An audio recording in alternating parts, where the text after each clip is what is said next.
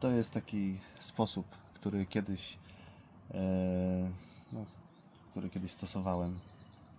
Miałem bull terriera, Coxa, fajny piesek, ale nie chciałem ustawać łóżka, więc zrobiłem różne takie naploty, taśmy klejące i w sumie ze wszystkich możliwości to właśnie jest, ta możliwość jest najmniej inwazyjna dla psa. Nie wiem, czy jest dobra, czy nie. Mój Cox w sumie był głuchy jak pień przez całe życie.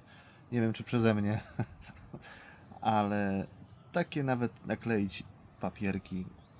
Ona i tak pewnie to zaraz rozwali, ale uszy jej nie chcą stawać. A już jest całkiem stara. Zaraz będzie miała 4 miesiące.